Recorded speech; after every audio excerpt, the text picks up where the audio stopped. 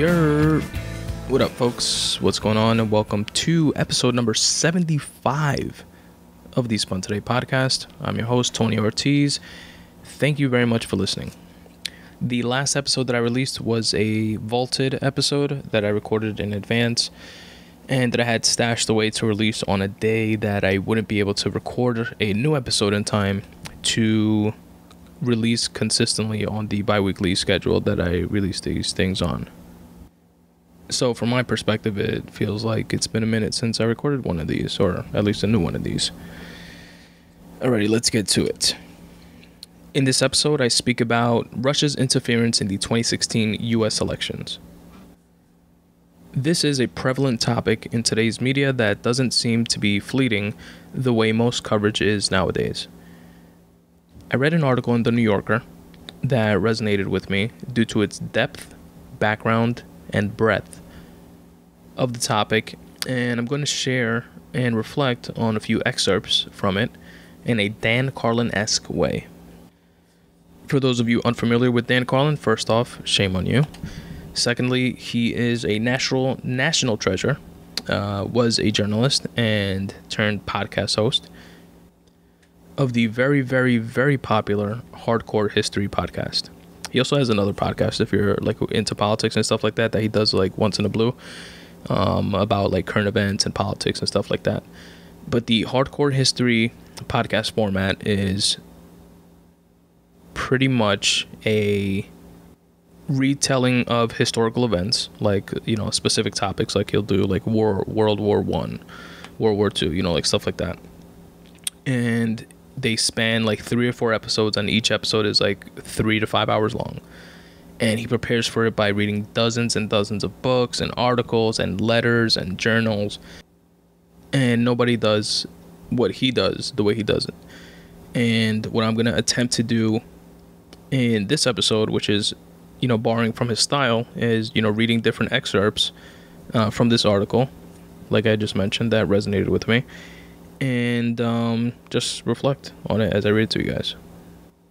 It's not my usual style of podcast, but like I've told you guys before, this podcast is anchored in writing, and it's really good writing.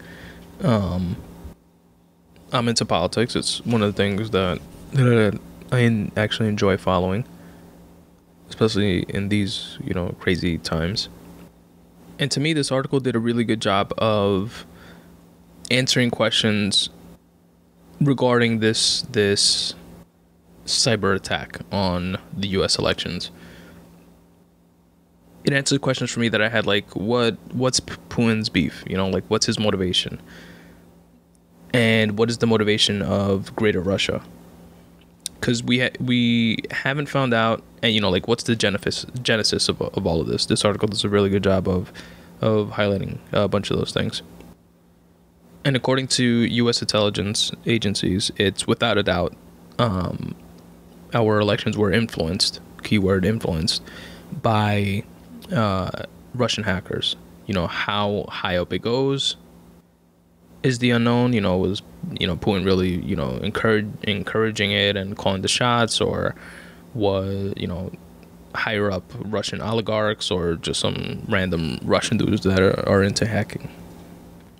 So those are all questions that I have, swirling around in my mind as I like follow like the news coverage on this and read different articles and watch the Senate Intelligence Oversight hearings when they grilled Comey, and prior to that, a couple weeks prior to that, when they grilled the acting head of the FBI after Comey got fired, the head of the CIA, the head of naval intelligence, etc., on C-SPAN. And yes, I do watch that quote-unquote boring shit. And this article, at least for me, helped add a lot of color to the situation. And I want to go back real quick to the Russians influencing this election. And it's not like, they hacked into some sort of election database and Hillary Clinton really won the election and they, flipped the switch and made it so that Trump won and like duped us all. That's not the way it works. What they did do is through propaganda and very, very, very targeted ads on social media platforms like Facebook, as well as by leaking classified information via WikiLeaks, making one candidate, in this example, Hillary Clinton, look worse, and propped up Trump to the point where it swayed enough voters to vote in the direction of Trump. Now, would these people have voted for Trump anyway? Maybe, maybe not. To what degree did these intentional acts really sway public opinion to that level of significance? I don't know. I don't think any of us know. I don't think we could know. But I do say to take everything that I'm about to say or read to you guys from this article with a grain of salt. It is a very liberal, left-leaning magazine. I'm a New Yorker. I'm a very left-leaning type of person, no matter how objective I try to be. But I could only speak from my perspective, right? And, the climate, at least within my bubble, prior to the election, was that it was, hands down going to be a victory for Hillary Clinton, and, it was a major national quote-unquote upset. But beyond all that, what I don't like about the narrative of this whole Russia meddling in our elections thing is that it's been portrayed, at least in my opinion, as something new, some nefarious type of act that, oh my God, how dare you meddle in a free country's democracy. But it's been going on for ages, which is something that this article goes into, and the United States partakes in this as well throughout the world. It's just now with the internet and social media and being able to target people with ads in the way that you can, it's so much more prevalent, so much stronger of a tool. And it really is amazing when you think of the power of targeted ads. Think about when you're searching for stuff on the internet or on your phone or something like that, then when you go on the computer, you see an ad, pop up next to it, pop up next to your browser and stuff like that, because it's following your patterns and stuff like that. Or even with me, for example, I've dabbled with targeted ads for one of my books, or my book, Make Way For You, check it out. And just to see how it works and stuff like that, because for writers that is a main part of your marketing dollars, your costs of trying to get the book in front of the eyes of people that would normally be into it. So you literally write out demographics, who are the people on Facebook that I want to see this this ad or this picture of this book pop up with this little tagline, male or female, age 18 to 24, Dominican heritage, or you put different nationalities, different interests, people that are into self-help shit, people that are into fiction, into action, into whatever it is. So I've witnessed the power of that firsthand in terms of the precision of it. And now think of it as that is somebody trying to sell a book to somebody that might be interested in it. But think of that same range of tools being used for nefarious reasons. Target people that use words online that sound more nationalistic, more USA pride, and pro white people, or the quintessential quote unquote Trump supporters, the hardworking white middle class in the Rust Belt, right? That put them over. Those voters, target them in the same way. What do they see when they open up their Facebook? Hillary's a serial killer, and she's going to start World War III, and this and that, and her leaked emails, and etc., etc. You could do some sick shit nowadays. It's not like back in the days, like dropping pamphlets from, an airplane zipping by in the sky. Another example of targeting. I was part of volunteering for local elections back in the day. And a very powerful thing that you could see a difference between candidates is, certain candidates that, go door to door and, knock on people's doors and, hey, I'm going to vote in your area. I want you to come out and vote. Versus candidates that go to the Board of Elections, pull up the public records of people that have voted in the past several elections, and specifically in primary elections, not just the general election, which are more hardcore voters, like people that go out for like city council elections and state senate and assembly and mayor, not just for like mayor and governor and the president, people that vote for their local elections every couple of years, their state senators, their U.S. senators, all that good stuff. Like those people are the people that you want to target for that type of election. And you can, they literally have names. There's single prime voters, double prime voters, triple prime voters.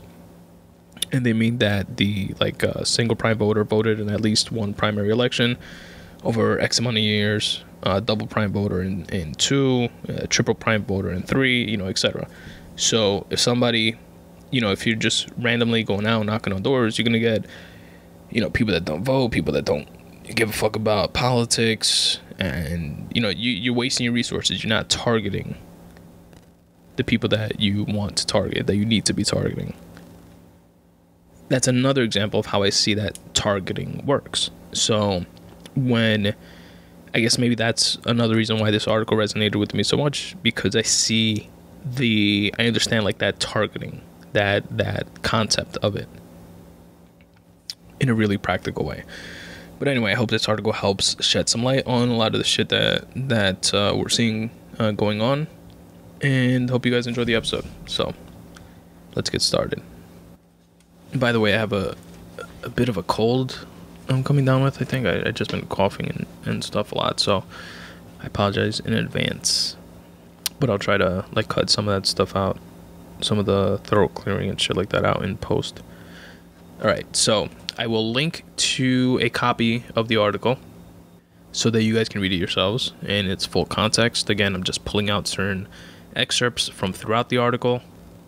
I actually read it in a hard copy of the New Yorker, but I found the article online. I skimmed it online, and it looked exactly the same, with the exception of the title, which the print copy is called Active Measures, and the online copy is called Trump, Putin, and the New Cold War.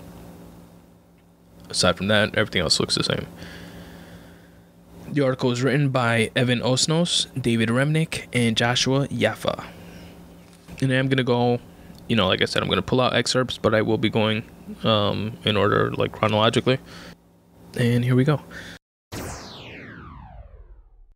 On April 12, 1982, Yuri Andropov, the chairman of the KGB, which the KGB is their Russia's CIA, ordered foreign intelligence, or NSA, I guess. Anyway, ordered foreign intelligence operatives to carry out, quote, active measures against the re-election campaign of President Ronald Reagan. Unlike classic espionage, which involves the collection of foreign secrets, active measures aim to influence inciting events at undermining a rival power with forgeries, front groups, and countless other techniques honed during the Cold War. The Soviet leadership considered Ronald Reagan an implacable militarist, according to extensive notes made by Vasily Mitrokhin, a high-ranking KGB officer and archivist who later defected to Great Britain. Soviet intelligence tried to infiltrate the headquarters of the Republican and Democratic National Committees, popularize the slogan, quote, Reagan means war, and discredit the president as a corrupt servant of the military-industrial complex. The effort had no evident effect. Reagan won 49 of 50 states. So that's in 1982. My main takeaway from that is that they have a name for this practice called the active measures. I wasn't even born when this shit was going on. All right, let's continue. Quote, active measures were used by both sides throughout the Cold War. In the 1960s, Soviet intelligence officers spread a rumor that the U.S. government was involved in the assassination of Martin Luther King Jr. in the 80s. Of Martin Luther King Jr.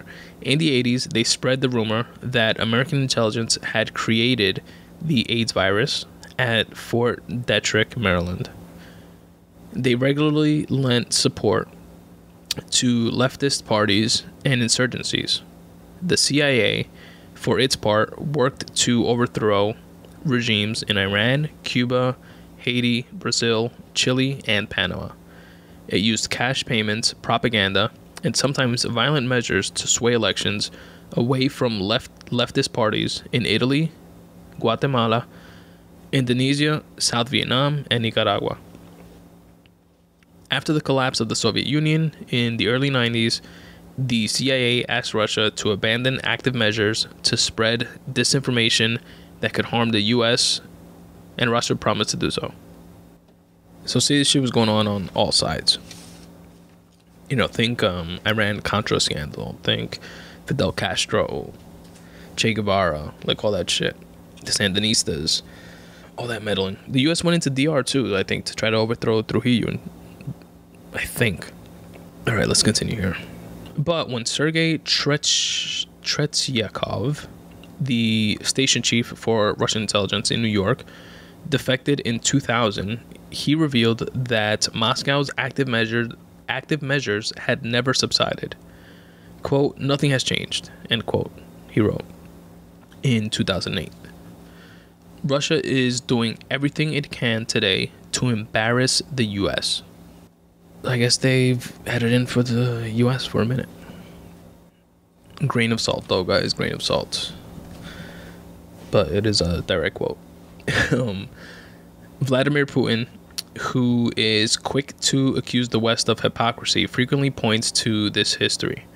He sees a straight line from the West's support of the anti-Moscow color revolutions in Georgia, Kyrgyzstan, and Ukraine, which deposed corrupt Soviet-era leaders, to its endorsement of the uprisings of the Arab Spring. 5 years ago, he blamed Secretary of State Hillary Clinton for the anti-Kremlin protests in Moscow's Bolotnaya Square. Bolotnaya Square. She set the tone for some of our actors in the country and gave the signal, Putin said. They heard this, and with the support of the U.S. State Department, began active work. And in parentheses, the article says that no evidence was provided for the accusation. Alright, so we know where his head's at.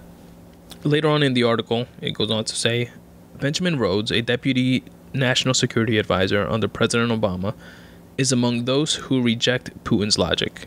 But, he said, Putin is not entirely wrong, adding that in the past, we engaged in regime change around the world. The 2016 presidential campaign in the United States was of keen interest to Putin. He loathed Obama, who had applied economic sanctions against Putin's cronies, after the annexation of Crimea and the invasion of eastern Ukraine. Russian state television derided Obama as weak and uncivilized. Clinton, in Putin's view, was worse, the embodiment of liberal interventionist strain of the U.S. foreign policy, more hawkish than Obama, and an obstacle to ending sanctions and reestablishing Russian geopolitical influence. So apparently, from his point of view, a Clinton election would be more of Obama, but worse. So it would make sense, if that's true, that he wouldn't want her elected and would push efforts toward soiling her name and her credibility. At the same time, Putin definitely flattered Trump, who was uncommonly positive in his statements about Putin's strength and effectiveness as leader. As early as 2007, Trump declared that Putin was, quote, doing a great job in rebuilding the image of Russia and also rebuilding Russia, period, end quote. That is kind of weird, by the way, to me. Like, the way Trump kind of, like, kisses his ass. It's like, one thing if he just wasn't, like, that against Russia and Putin, you know, the way, like, historically, I guess the two countries have been, and both, like, Republican and Democratic old school leaders. We're Team USA, fuck Team Russia, you know, type of outlook and relationship that they just continue to inherit generation after generation type of thing. It's one thing not to have that, but it's another thing to not have that plus like all the extra shit, like all the praising and stuff like that. Like, you could respect from afar if that's, you know, your thing or whatever. Anyway, right, later on the article goes on to say, John Podesta, the chairman of Hillary Clinton's campaign and a former chief of staff of Bill Clinton's, had every reason to be aware of the fragile nature of modern communications. As a senior counselor in the Obama White House, he was involved in digital policy.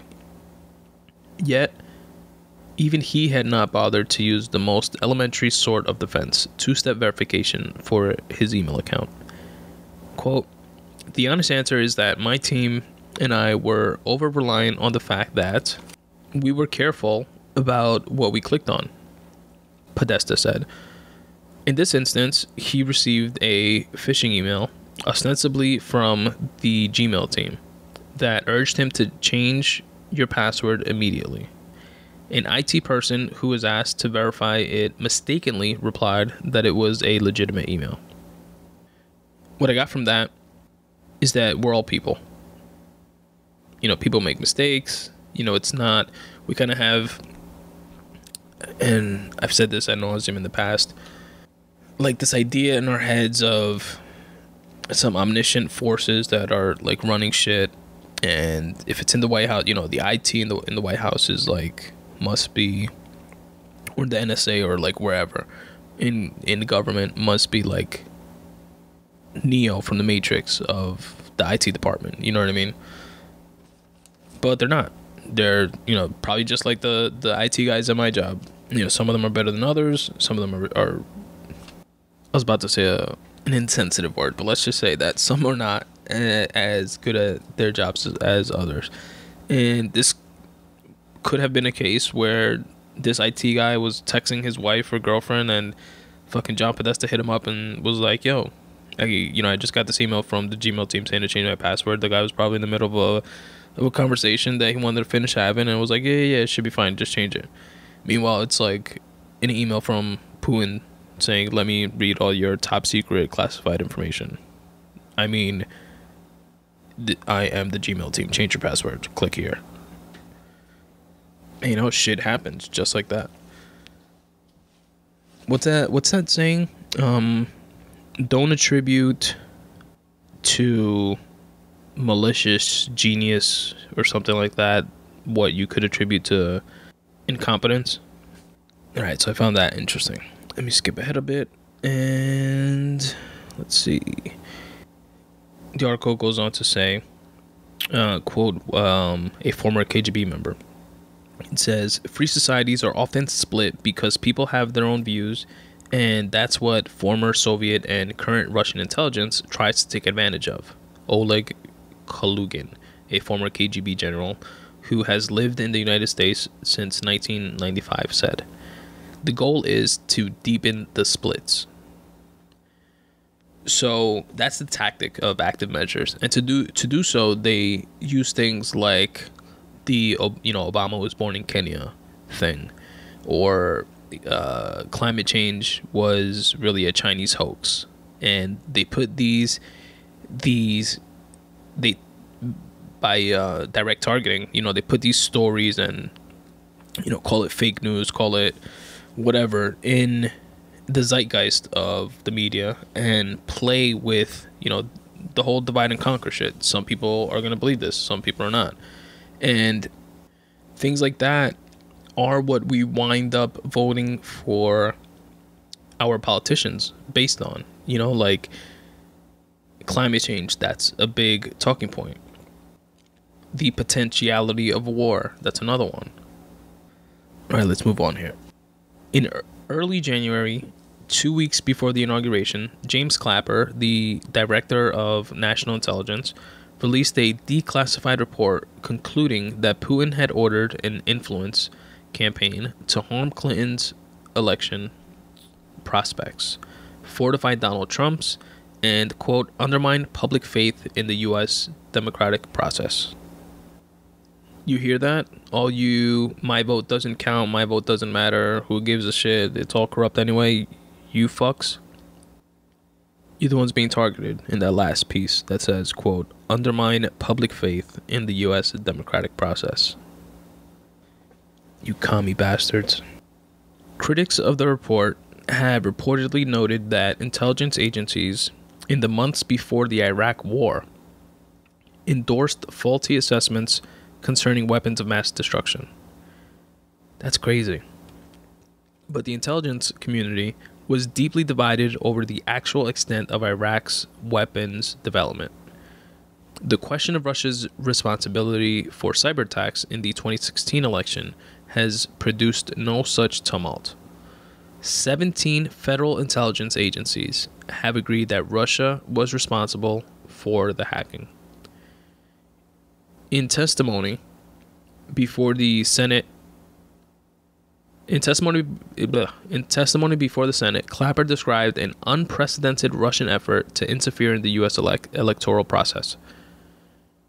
The operation involved hacking Democrats' emails, publicizing the stolen contents through WikiLeaks, and manipulating social media to spread, quote, fake news and pro-Trump messages. And half of us as a country just bent over and took all that shit, huh?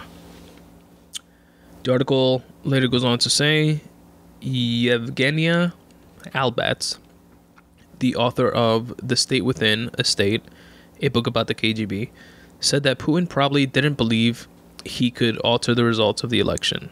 But because of his antipathy toward Obama and Clinton, he did what he could to boost Trump's cause and undermine America's confidence in its political system. So Putin didn't even think this shit would work, to the extent that it did. Alright, so let's dig into Putin a bit.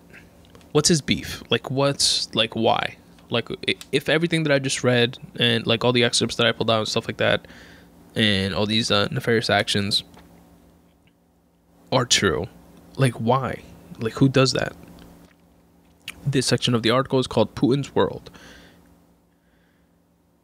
And it goes on to say, Putin's resentment of the West and his corresponding ambition to establish an anti-Western conservatism is rooted in his experience of decline and fall, not of communist ideology, which was never a central concern of his generation, but rather of Russian power and pride.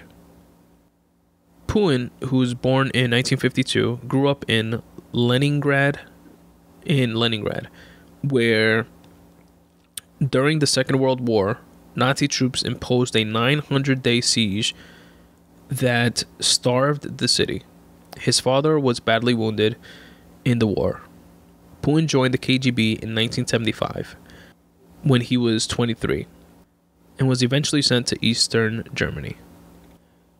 Posted in one of the grayest of the Soviet satellites, Putin entirely missed the sense of awakening and opportunity that accompanied perestroika and experienced only the state's growing fecklessness.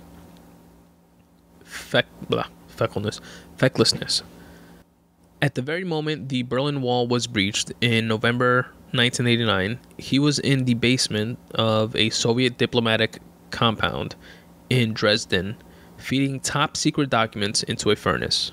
As crowds of Germans threatened to break into the building, officers called Moscow for assistance, but in Putin's words, quote, Moscow was silent, end quote. Putin returned to Russia, where the sense of post-imperial decline persisted.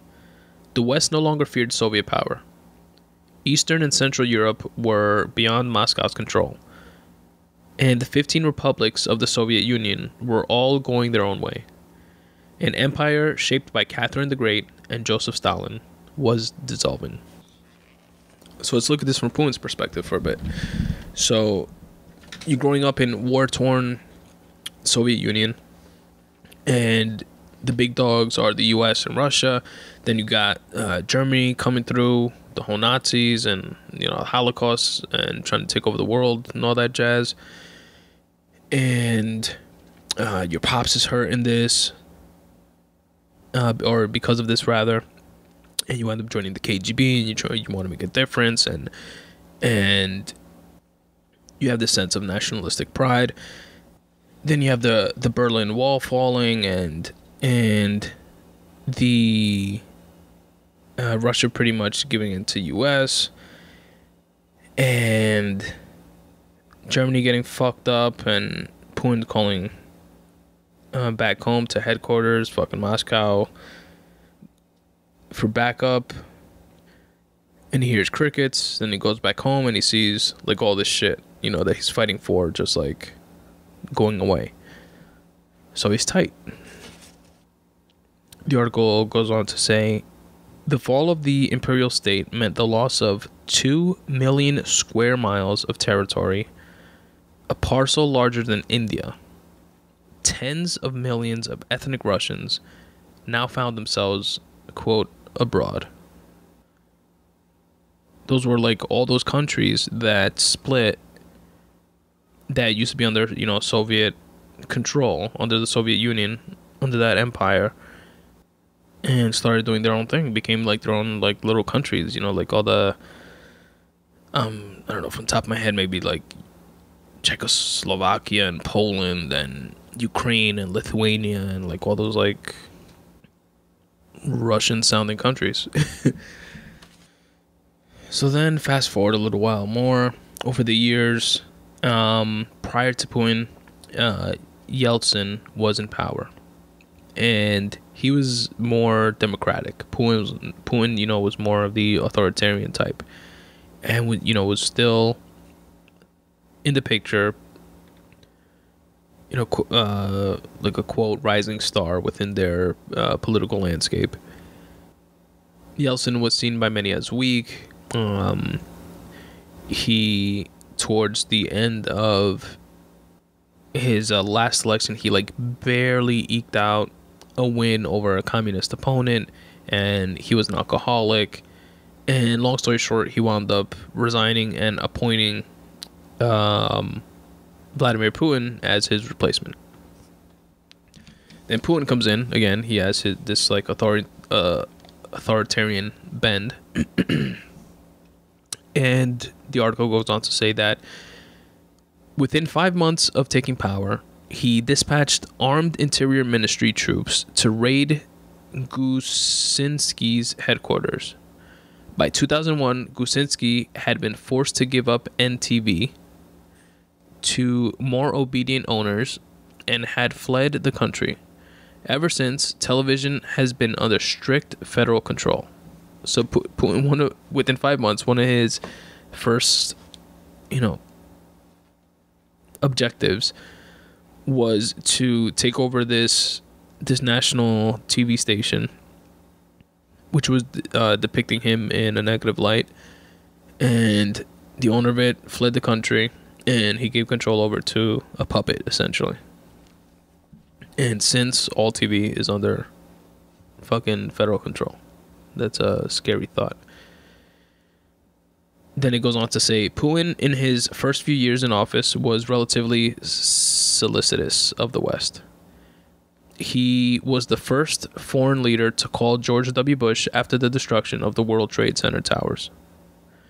Then it goes on to say, America's invasion of Iraq, which Putin opposed, marked a change in this thinking.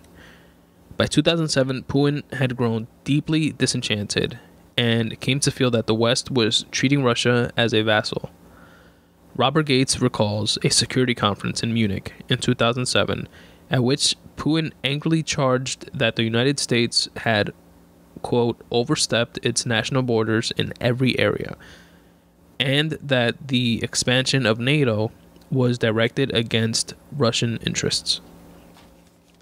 Then Putin continues to find his place in power, find his true self, if you will.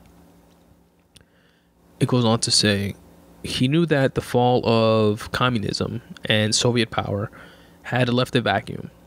The lack of a national idea to replace Marxism-Leninism. When Putin returned to the presidency for a third term in 2012, he felt the need to develop a Russian ideology of his own and called on currents that run deep in Russian political culture: nationalism, xenophobia, and social conservatism. The old top 3 tactics, huh? Sounds very familiar to the playbook that some politicians here at home are using nowadays. Then the article goes on to say, although Putin grew up under Soviet atheism, he nonetheless decreed secular Americans and Europeans for, quote, rejecting their roots, including the Christian values that constitute the basis of Western civilization. Then it goes on to say that he was alarmed by the Obama administration's embrace of the uprisings in Tunisia and Egypt, and he was infuriated by the U.S.-led assaults on Muammar Gaddafi's regime. In a rare public split, Putin condemned the decision, comparing the resolution to a, quote, medieval call to the Crusades. The article goes on to say, from Putin's perspective, this was a case study in Western intervention. Stir up protests, give them rhetorical support, and diplomatic cover. And if that doesn't work, send in the fighter jets. Putin also regarded the anti-Kremlin pro-democracy demonstrations in Moscow, which started in 2011, as a rehearsal for an uprising that had to be thwarted. So this motherfucker's paranoid, or maybe correct. Alright, so this brings us to the hacking stuff. This is part 4 of the article. It's called The Hybrid War. By 1996, however, a new generation of hackers in Russia had achieved the first state-directed penetration of America's military network, pilfering tens of thousands of files, including military hardware, designs, maps of military installations, and troop configurations. In 2008, according to, quote, Dark Territory, A History of Cyber War by Fred Kaplan, Russian hackers accomplished a feat that Pentagon officials considered almost impossible, breaching a classified network that wasn't even connected to the public internet. How did they do this, may you ask? Let's find out in the next paragraph. Apparently, Russian spies had supplied cheap thumbnail drives stocked with viruses to retail kiosks near NATO headquarters in Kabul, betting correctly that a U.S. serviceman or woman would buy one and insert it into a secure computer. In the past decade, cyber tactics have become an essential component of Russia's efforts to exert influence over its neighbors. That's some sick diabolical shit, and kind of like an ill plan at the same time, right? So they have to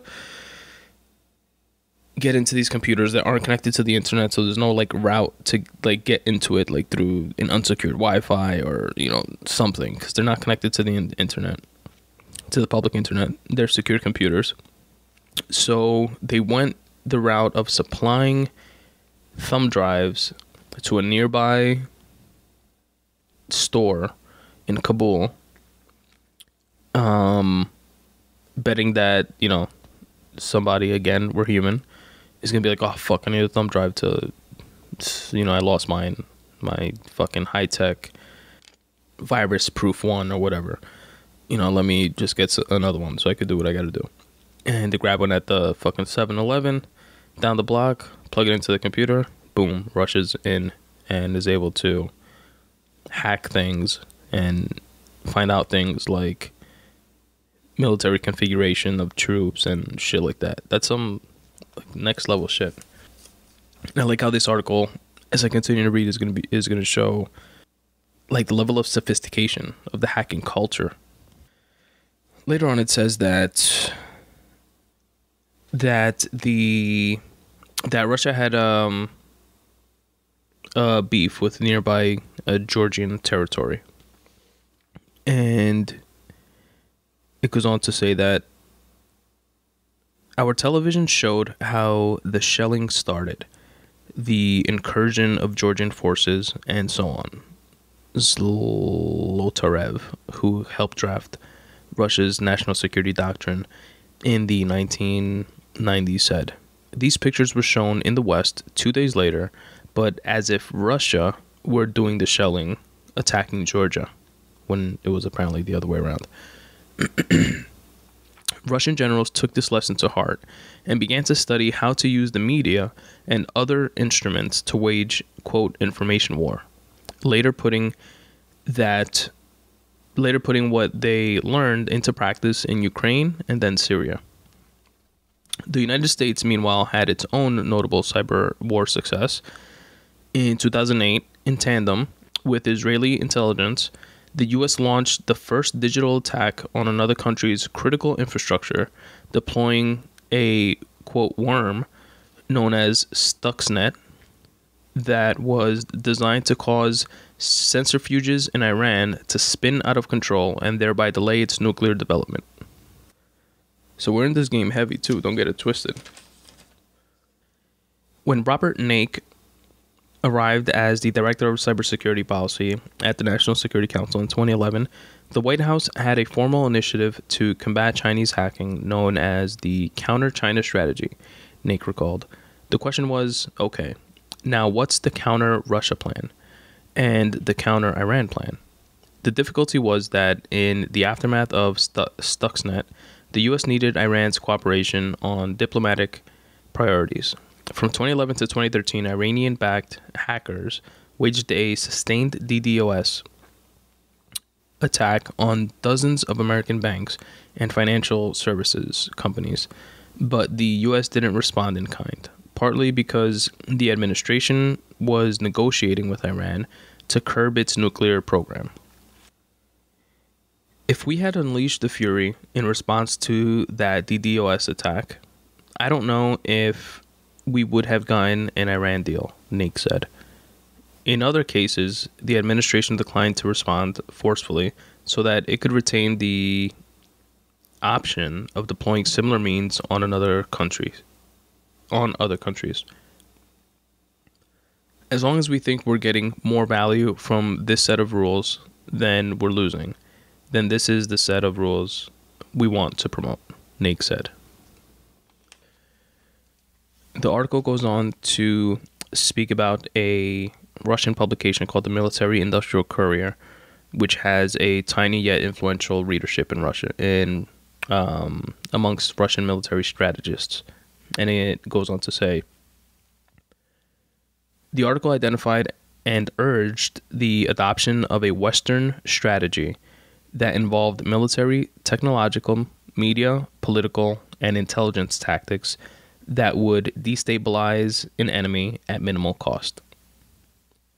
Then it goes on to suggest that in the future, wars will be fought with a 4-to-1 ratio of non-military to military measures.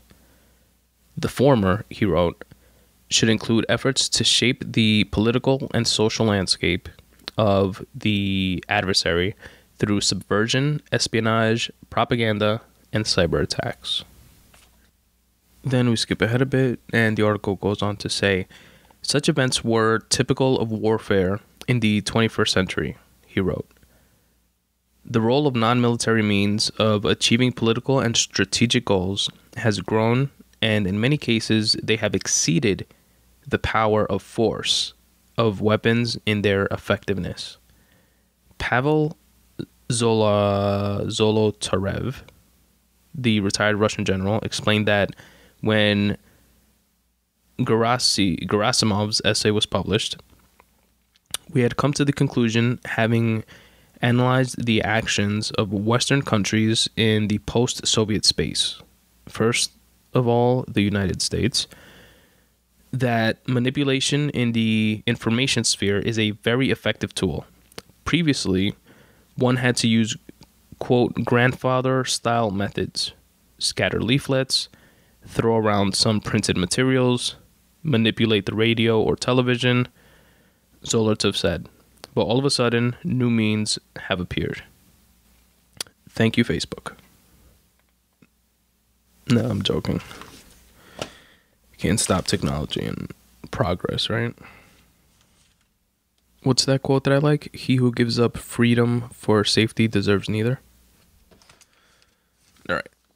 The article goes on to say, in the fall of 2014, a hacking group known as the Dukes entered an unclassified computer system at the U.S. State Department and gained enough control so that as one official put it, they, quote, owned the system. In security circles, the Dukes, also referred to as Cozy Bear, were believed to be directed by the Russian government. Very little is known about the size and composition of Russia's team and state of cyber warriors. So you see, none of this shit is new. It's the oldest tricks in the newest ways. The article goes on. A retired KGB colonel recently told the magazine Ogonyak that Russia had about 1,000 people working in military and security operations online. According to a detailed report that appeared last November in the well-regarded online publication Medusa, several hundred technical specialists have left commercial firms to work for state-run cyber teams.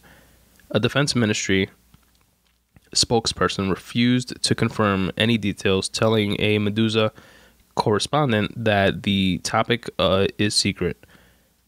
Quote, so no one can see how we might apply these methods. And warning against publication. Quote, don't risk doing anything further. Don't put yourself in the crosshairs. Fucking Russians don't play, huh? After penetrating the State Department, the Dukes moved on to the unclassified computer network that serves the executive office of the president. The network manages, for instance, details of his movements. That's scary. Then it goes on to say, Russian state media have suggested that one of her opponents, Emmanuel Macron, is a tool of American banks and has a secret gay lover. Oh, that's about Le Pen and the elections in France. So if you get read the full article, like I said, you get within the full context, the narrative is how, we've meddled, we meaning the US have meddled in elections and uprisings in several different countries. Russians are doing it as well.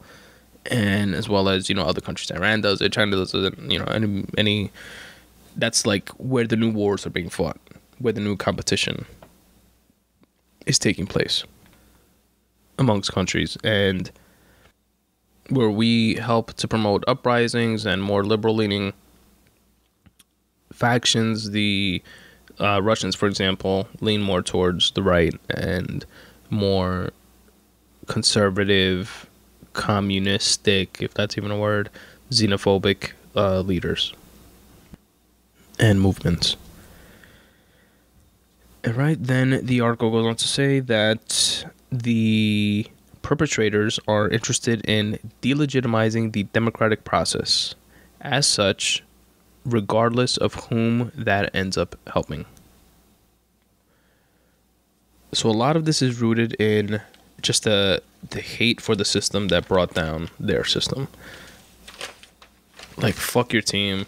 I'm team Russia all the way, and I just want to divide and conquer and leave you guys in havoc and fighting amongst each other and promote racial tensions until you develop movements such as Black Lives Matter, which then spawns counter movements like All Lives Matter. And then it's like, yeah, no shit, all lives matter, but we have to say Black Lives Matter because you're not acting as if ours matter, just yours matter. And then, you know, having this like inner turmoil and infighting, and have us fighting about our politics and undermining the democratic process in our country the way we are now.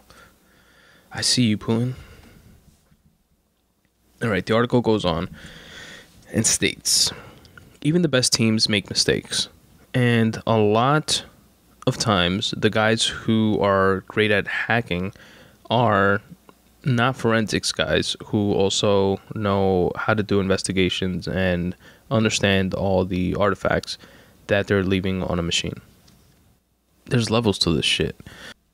Then the article says, ultimately, the attack didn't require an enormous amount of expertise. Gaining access to an email account through spear phishing is more akin to breaking into a car with a clothes hanger than to building a complex cyber weapon like Stuxnet. Oleg Demidov, the information security expert, said that from a technical perspective, the hacking was mediocre, typical, totally standard, nothing outstanding. The achievement from Demidov's perspective was the knowledge of what to do with this information once it had been obtained. So what's crazy is that, to me, is like the tools of hacking range from like a handgun versus an RPG or an H-bomb or something like that. You know, like they have like levels to it, and it's crazy. It's fascinating. When you look at the situation with that in mind, it's interesting times. All right, so the article goes on to say that a study led by Philip N. Howard, a specialist in internet studies at Oxford University, found that during the second debate of the general election, automated Twitter accounts known as bots generated 4 tweets in favor of Trump for every 1 in favor of Clinton, driving Trump's messages to the top of trending topics, which mold media priorities. That's a very important point, and that's how our elections were hacked. Like I was saying in the beginning of this episode, it wasn't a Hillary really won, but Russia, you know, got into our Board of Elections website, you know, back-end website or something, and switched the results and said that Trump actually won. It was shit like this. And I'm going to read this paragraph again, because, again, I think it's really important.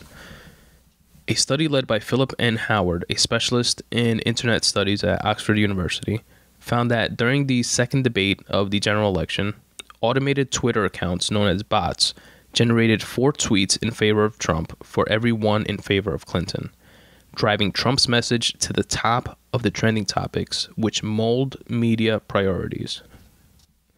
This next piece obviously didn't help in terms of like Clinton being elected.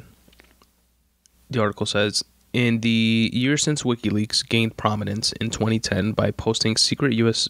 government documents, its founder, Julian Assange, had taken refuge in the Ecuadorian embassy in London to avoid a Swedish rape investigation that he considers a pretext for an American effort to extradite him, which was bullshit, by the way. And from the details that I know of, it was he had consensual sex with someone, his girlfriend at the time, or wife or something like that. And midway through, he like took the condom off or something, and it was completely consensual. You know, woke up the next day or whenever, and because he removed the condom, it could be seen as being rape or something. And it wasn't like hiding it from her, if I'm not mistaken. You know, like, oh yeah, I have the condom on. Then that would be like a douchey fucked up move, but it wasn't that, I don't think. Anyway. Then it continues as saying he has remained politically outspoken, hosting a show on Russian television for a time, and later criticizing Clinton's candidacy, writing in February 2016 that she will, quote, push the United States into endless, stupid wars which spread terrorism. Sorry, guys, I'm clearing my throat a lot. I'm coming down with some shit. There's only a couple pages left and a few excerpts on each. This section is called Turbulence Theory. And the article says, Russia's political hierarchy and official press greeted Trump's inauguration with unreserved glee. An old order had crumbled, and with it, an impediment to Putin's ambition. In 1917, armed supporters of Lenin stormed the Winter Palace and arrested capitalist ministers and overthrew the social political order. The lead article in the daily Moskovsky Komsomolets read. I'm great with all the Russian names and stuff, right? On January 20th, 2017, nobody in Washington planned to storm Congress or the White House and hang prominent members of the old regime from lampposts. But the feeling of the American political elite, especially the liberal part of it, is not different from that of the Russian bourgeoisie 100 years ago. It sounds a little dramatic, but I see the point. The article later goes on to state, Andrei Kozyrev, who served as foreign minister in the Yeltsin government, now lives in Washington, D.C. He left Russia as it became increasingly authoritarian. He now sees a disturbingly similar pattern in his adopted country. I am very concerned, he said. My fear is that this is probably the first time in my memory that it seems we have the same kind of people on both sides, in the Kremlin and in the White House. The Kremlin is like the White House area, like the Washington, D.C. area in Russia. The same people. It's probably why they like each other. It's not a matter of policy, but it's that they feel that they are alike. They care less for democracy and values and more for personal success, however that is defined. The article goes on to state that Putin likes Tillerson, Putin likes people like Tillerson, who do business and don't talk about human rights, one former Russian policy advisor said. The Trump administration notably said nothing when a Russian court, the courts are well within Putin's control, found Alexei Navalny, an anti-corruption campaigner and Putin's only serious rival in next year's presidential election, guilty of a fraud charge that had already been overturned once, a conviction that may keep him out of the race. This guy fights dirty. The Russians see friendly faces in the administration. Tillerson, as the chairman of ExxonMobil, did massive deals in Russia, as Trump has put it. He formed an especially close relationship with Igor Sechin, who is among Putin's closest advisors and who has made a fortune as chief executive of the state oil consortium Rosneft. Trump's first national security advisor, Michael Flynn, took a $40,000 fee from the Russian propaganda station RT to appear at one of its dinners where he sat next to Putin. Here's 40 G's. Come to dinner with me and take a picture.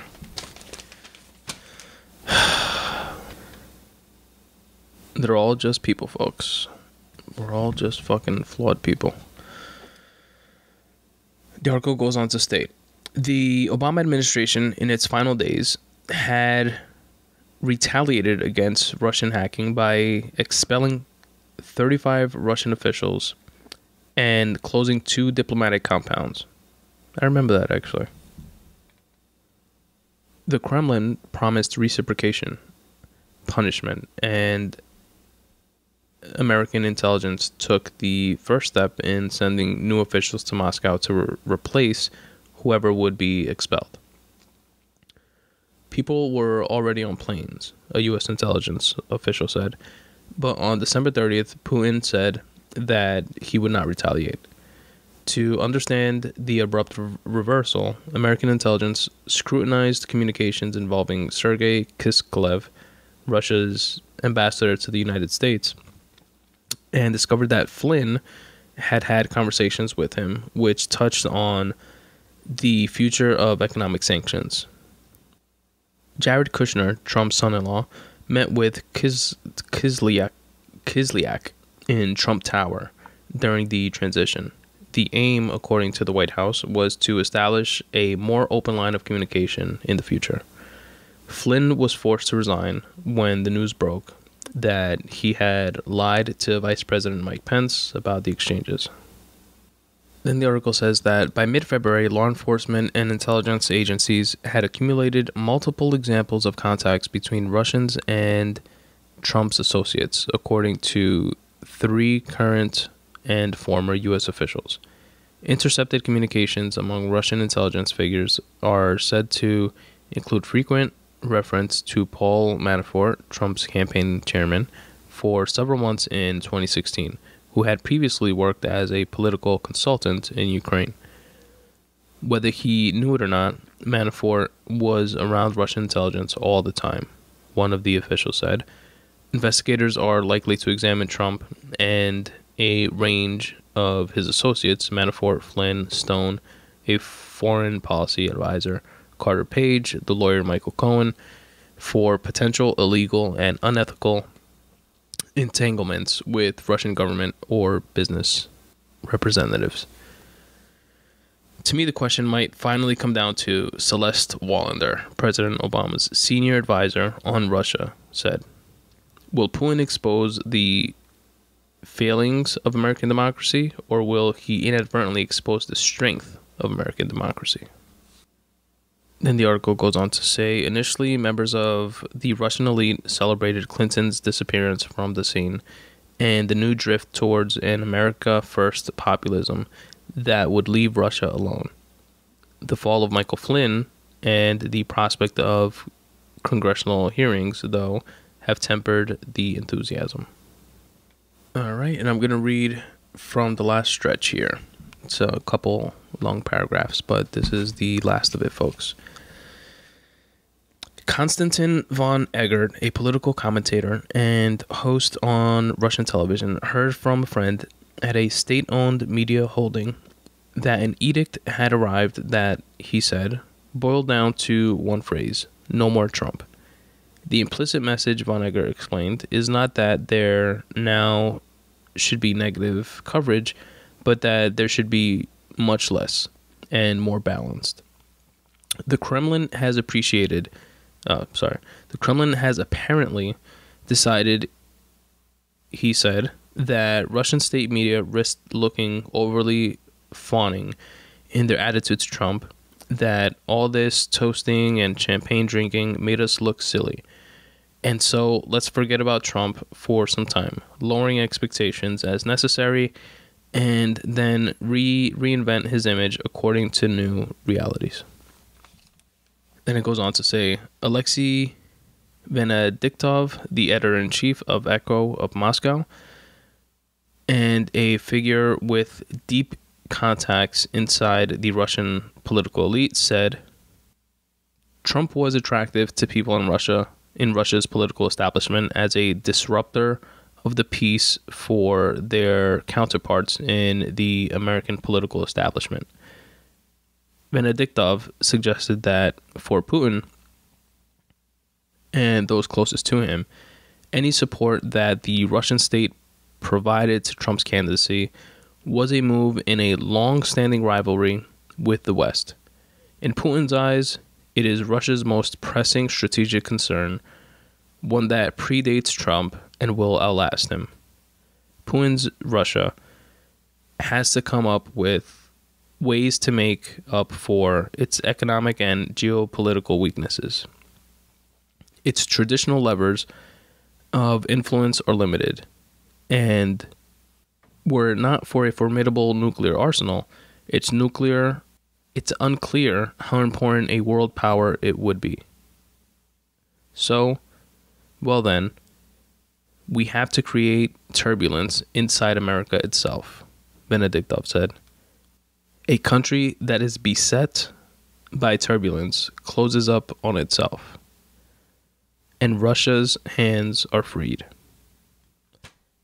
And that's how the article ends.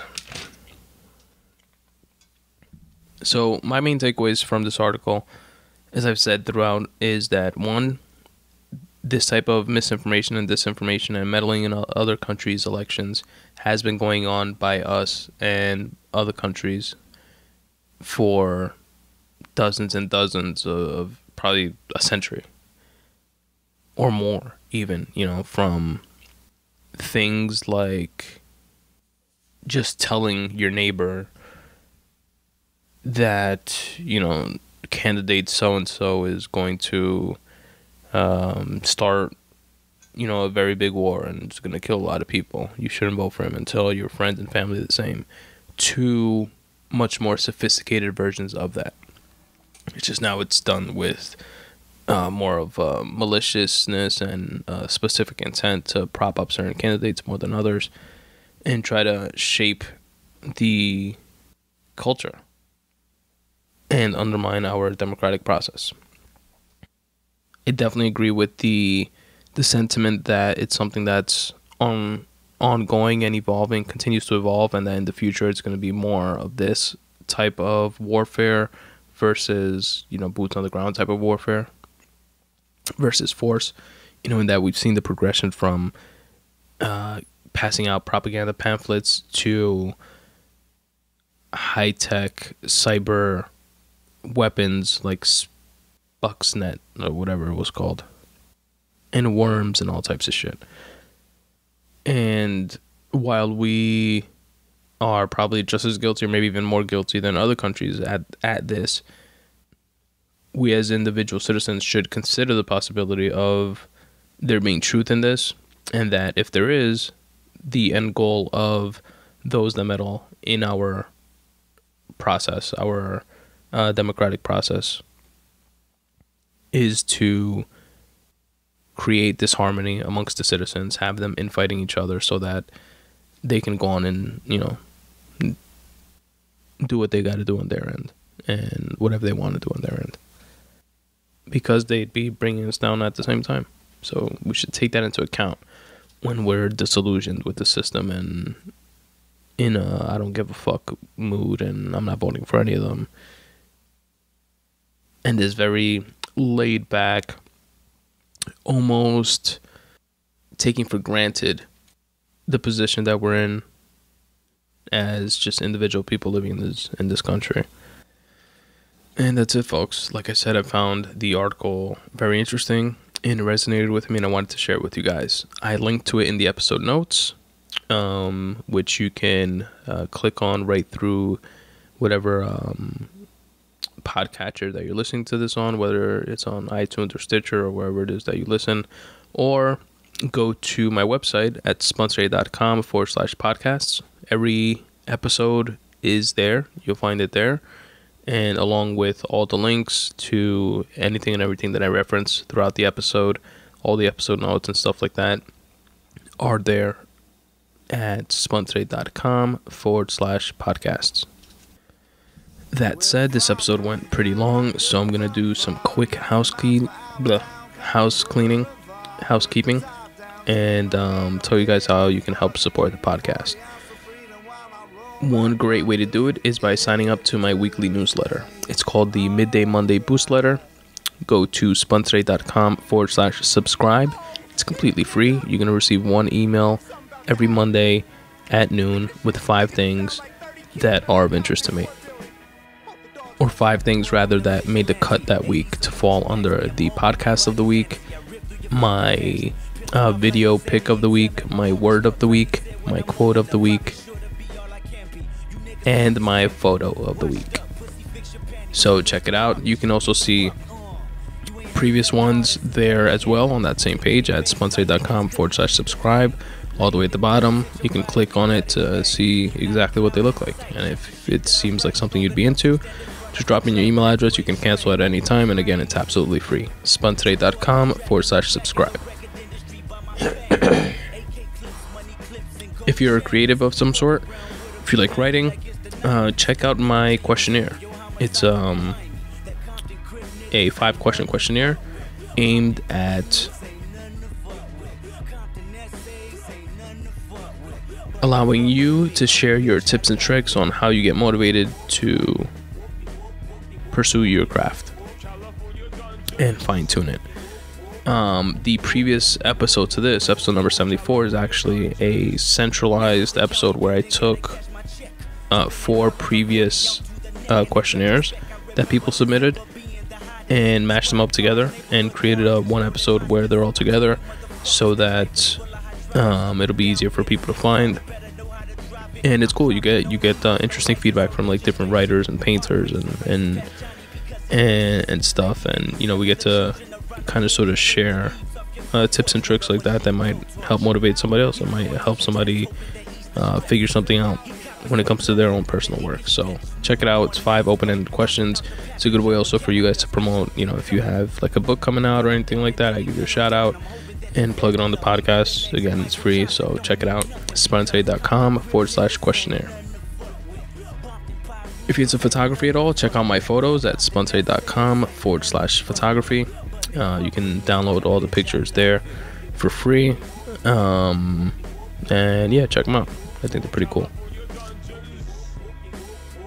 Well, cool enough for a wannabe photographer, but I just like pointing and shooting and taking pictures of stuff that I like. Next, if you want to help support the podcast financially, you can do so by using my affiliate links.